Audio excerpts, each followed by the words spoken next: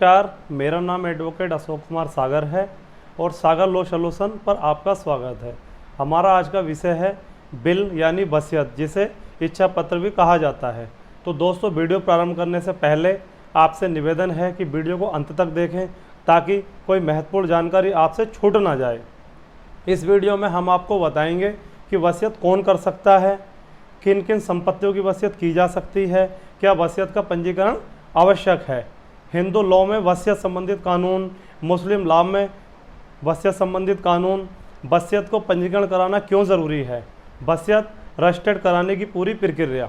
तो दोस्तों, यदि संपत्ति स्वामी ने अपने जीवन काल में ही कोई व्यवस्था कर रखी थी कि उसकी मृत्यु के पश्चात उसकी संपत्ति हस्तांतरण किस प्रकार होगा, तो इस व्यवस्था के द्वारा ही संपत्ति का हस्तांतरण होगा। इस व्यवस्था को वसीयत नाम दिया गया है। भारत में वसीयत एक आम शब्द है जिसे संपत्ति के संबंध में इस्तेमाल किया जाता है। इस शब्द को अंग्रेजी में बिल कहते हैं तथा साधारण भाषा में इच्छा पत्र कहा जाता है। वसीयत एक वैधानिक दस्तावेज होता है जो किसी संपत्ति के स्वामी द्वारा उसकी मृत्यु के पश्चात संपत्ति का उत्तराधिकार तय करता है। वसीयत वसीयतकर्ता की मृत्यु के पश्चात ही प्रभावी होती है। जब तक वह जीवित है तब तक वह स्वयं संपत्ति का स्वामी बना रहता है। वसीयतकर्ता अपने जीवन काल में वसीयत को कभी भी वापस भी ले सकता है, उसमें कोई भी बदलाव भी कर सकता है तथा अपने जीवन काल में कभी भी उसे निरस्त कर सकता है। एक ही संपत्ति की विभिन्न बार भी वसीयत की जा सकती है, परंतु अंतिम वसीयत ही मान्य होती है। वसीयत चल तथा अचल दोनों प्रकार की संपत्ति की जा सकती है। अचल संपत्ति में भूमि, मकान, प्लाट आदि आते हैं तथा चल संपत्ति में कोई पशु, वाहन, बैंक खाते, जेवरात, घरेलू सामान यानी जो संपत्ति एक स्थान से दूसरे स्थान तक जा सकती है आदि आती हैं। भारतीय उत्तराधिकार अधिनियम 1925 में वसीयत संबंधित योग्यताओं का वर्णन किया गया है। इस अधिनियम में वसीयत करने वाले व्यक्ति को किन परिस्थितियों में योग्य बताया गया है। भारतीय उत्तराधिकार अधिनियम की धारा 59 में बताया गया है कि कोई भी स्वस्थ चित्त और वयस्क व्यक्ति अपनी संपत्ति की वसीयत कर सकता है, लेकिन वह व्यक्ति जिसने भारतीय वयस्कता अधिनियम के अधीन वयस्कता प्राप्त नहीं की है वह एक वैध वसीयत नहीं लिख सकता है। भारतीय उत्तराधिकार पर्सनल लॉ के अंतर्गत आने वाला विषय है। हिंदू के लिए हिंदू उत्तराधिकार अधिनियम और मुसलमानों के लिए शरीयत कानून लागू होता है।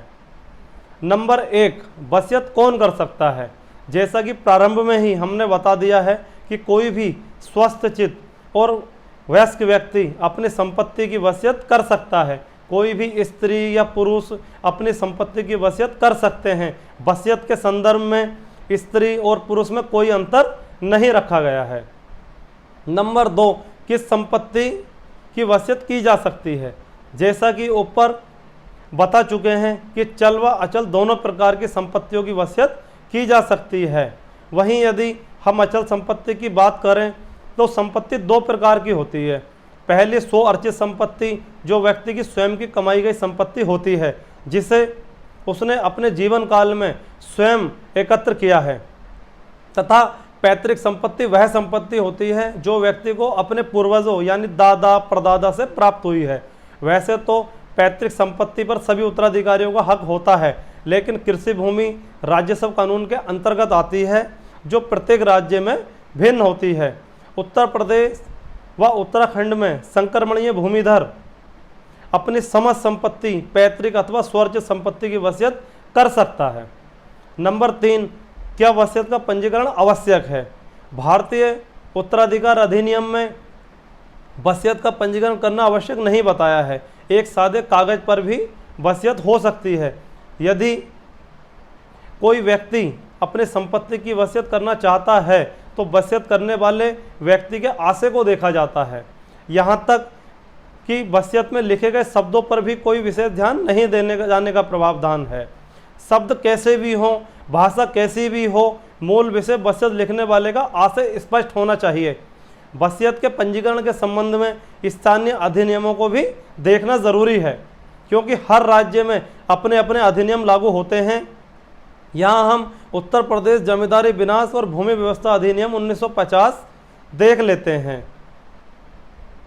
धारा 169 भूमिधर द्वारा वसीयत के बारे में बताती है, जिसमें स्पष्ट लिखा है कि वसीयत का पंजीकरण करना आवश्यक है। धारा 169 क्लोज 2 का कहती है कि किसी अनुसूचित आदिम जाति के अंतरणीय अधिकार वाले भूमिधर की दशा में वसीयत करने के लिए धारा 157 का तथा 157 खा के प्राविधान उसी प्रकार लागू होंगे जिस प्रकार वे जीवन काल के दौरान अंतरण पर लागू होते हैं। सरल भाषा में समझ लेते हैं कि उत्तर प्रदेश जमींदारी विनाश एवं भूमि व्यवस्था अधिनियम 1950 की धारा 157 का तथा 157 खा क्या कहती हैं। इन धाराओं में स्पष्ट है कि अनुसूचित जाति या अनुसूचित जनजाति का कोई भी भूमिधर अपनी संपत्ति को कलेक्टर के पूर्व अनुमोदन के बिना अन्य जाति के व्यक्ति को विक्रय, दान, बंधक या पट्टे पर नहीं दे सकता है। नंबर 4, हिंदू लॉ में वसीयत संबंधित नियम। हिंदू उत्तराधिकार अधिनियम के अंतर्गत उन लोगों की संपत्ति का बंटवारा किया जाता है जो लोग बगैर कोई वसीयत किए मर गए हैं। ऐसे व्यक्ति को निर्वसीयती कहा जाता है, मगर कोई भी हिंदू व्यक्ति अपनी संपत्ति को जिसे चाहे उसे वसीयत कर सकता है। मगर कोई भी हिंदू व्यक्ति अपनी संपत्ति को जिसे चाहे उसे वसीयत कर सकता है। हिंदू विधि के अनुसार प्रत्येक स्वस्थ मस्तिष्क वाला वयस्क व्यक्ति अपनी संपत्ति की वसीयत किसी को भी कर सकता है। इस प्रकार कोई प्रतिबंध नहीं है। वसीयत किसी जीवित व्यक्ति द्वारा अपनी संपत्ति के बारे में कानूनी घोषणा है जो उसके मरने के बाद प्रभावी होती है। नंबर 5, मुस्लिम लॉ में वसीयत। मुस्लिम लॉ में वसीयत जैसा कोई विशेष प्रावधान तो नहीं है और एक मुसलमान व्यक्ति को अपने द्वारा अर्जित संपत्ति को शरीयत के तौर पर बंटवारा करने का आदेश है। शरीयत में इस विषय पर बल दिया गया है कि एक मुसलमान व्यक्ति अपने द्वारा अर्जित संपत्ति को वसीयत करने के बजाय उस संपत्ति को शरीयत के अनुसार बांटे। उसे अपनी संपत्ति को अपनी इच्छा के अनुसार बांटने का अधिकार नहीं है। शरीयत में उन व्यक्तियों को बताया गया है जिन्हें संपत्ति का उत्तराधिकार मिलता है, परंतु मुस्लिम लॉ में भी 1/3 संपत्ति की वसीयत की जा सकती है। शेष संपत्ति को शरीयत के अनुसार ही बांटा जाता है। नंबर 6, वसीयत को पंजीकरण कराना क्यों जरूरी है।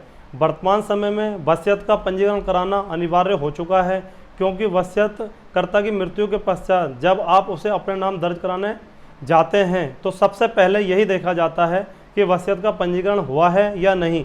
यदि वसीयत पंजीकृत है तो आपका केस तुरंत फाइल हो जाता है और संपत्ति में आपका नाम पंजीकृत वसीयत के आधार पर दर्ज कर दिया जाता है। वसीयत का पंजीकरण कराना क्यों ज़रूरी है, क्योंकि आपकी वसीयत को एक सरकारी रिकॉर्ड में जगह मिल जाती है तथा पंजीयन विभाग के कर्मचारी अधिकारी भी गवाह बन जाते हैं कि उनके समक्ष वसीयत को पंजीकृत कराया गया है। वसीयतकर्ता की मृत्यु के पश्चात वसीयतकर्ता के उत्तराधिकारियों द्वारा यदि वसीयत को चैलेंज भी किया जाता है तो पंजीकृत वसीयत बहुत ही महत्वपूर्ण दस्तावेज हो जाता है। वसीयत की सत्यता की जानकारी सब रजिस्ट्रार दफ्तर के रिकॉर्ड से की जाती है कि वसीयतकर्ता ने वसीयत की थी या नहीं और उसमें कौन गवाह हैं। ऐसी स्थिति में पंजीयन विभाग वसीयत का सत्यापन कर देता है। इसलिए आप वसीयत को आवश्यक रूप से पंजीकृत कराएं, क्योंकि वसीयत को पंजीकृत करा लिया जाए तो वसीयत कानूनी रूप से बहुत महत्वपूर्ण हो जाती है और उसका महत्व बढ़ जाता है। नंबर 7, वसीयत को रजिस्टर्ड कराने की प्रक्रिया।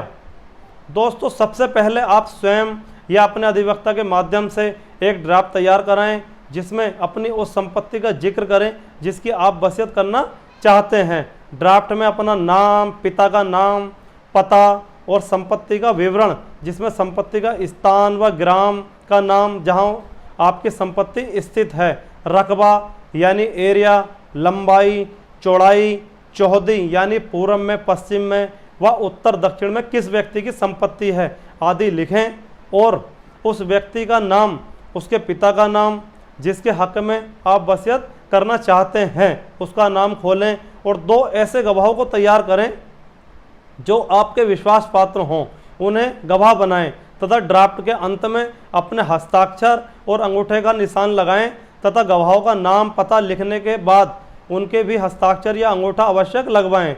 जब यह पूरी जानकारी उस ड्राफ्ट में पूर्ण हो जाए तो आप स्वयं या किसी अधिवक्ता के माध्यम से सब रजिस्ट्रार दफ्तर में जाकर अपनी वसीयत का पंजीकरण करा सकते हैं। दोस्तों, वैसे तो वसीयत को आप स्वयं भी तैयार कर सकते हैं, लेकिन हम आपको यहाँ राय देंगे कि आप किसी एडवोकेट से ही अपना ड्राफ्ट तैयार कराएं, क्योंकि अधिवक्ता कानून के जानकार होते हैं और किसी भी दस्तावेज को कानूनी भाषा में तैयार करते हैं। आप वसीयत का पंजीकरण या तो उस स्थान पर करा सकते हैं जहां संपत्ति स्थित है या जहां के आप निवासी हैं, उसके अंतर्गत जो भी सब रजिस्ट्रार दफ्तर आता है वहां आप अपनी संपत्ति को रजिस्टर्ड करा सकते हैं। आप जब भी वसीयत को पंजीकृत कराने जाएं तो आप अपनी व अपने गवाहों की पहचान के तौर पर आईडी यानी आधार कार्ड, पहचान पत्र या अन्य कोई पहचान कार्ड जरूर लेकर जाएं। दोस्तों, कुछ अन्य महत्वपूर्ण जानकारी, अगर वसीयतदार वसीयतकर्ता से पहले मर जाता है तो वसीयत खत्म हो जाती है और संपत्ति वसीयतकर्ता के उत्तराधिकारियों को मिलती है। और यदि किसी दुर्घटना में वसीयतकर्ता एवं वसीयत पाने वाले व्यक्ति की एक साथ मौत हो जाती है तो वसीयत समाप्त हो जाती है। तीसरी बात, यदि दो वसीयत पाने वाले में से एक की मौत हो जाती है तो जिंदा व्यक्ति को पूरी संपत्ति मिल जाती है। अब हम वसीयत की सुरक्षा के बारे में आपको बताएंगे। भारतीय पंजीकरण अधिनियम 1908 में वसीयत को सुरक्षित रखने का प्राविधान है। वसीयतकर्ता का नाम या उसके एजेंट का नाम लिखा हुआ वसीयत का सीलबंद लिफाफा सुरक्षा के लिए किसी भी रजिस्ट्रार के पास जमा करवाया जा सकता है। वसीयत को कानूनी रूप से वैध बनाने के लिए वसीयत के अंतर्गत लाभ प्राप्त करने वाले व्यक्ति को गवाह नहीं बनाना चाहिए। तो इस वीडियो में बस इतना ही। अगर आपको ये वीडियो पसंद आया हो तो इसे लाइक और शेयर करना ना भूलें। अगर आपके पास इस वीडियो और चैनल से संबंधित कोई सुझाव हैं तो आप हमें कमेंट कर सकते हैं। और अभी तक यदि आपने हमारे चैनल को सब्सक्राइब नहीं किया है तो चैनल को ज़रूर सब्सक्राइब कर लें। दोस्तों, यदि इस वीडियो में हमारे द्वारा बताई गई कोई गलत जानकारी प्रेषित हो गई हो या अन्य कोई महत्वपूर्ण जानकारी रह गई हो तो आप हमें ज़रूर जानकारी दें ताकि हम अपने अगले वीडियो में उसे सुधार सकें। वीडियो देखने के लिए आपका बहुत बहुत धन्यवाद दोस्तों।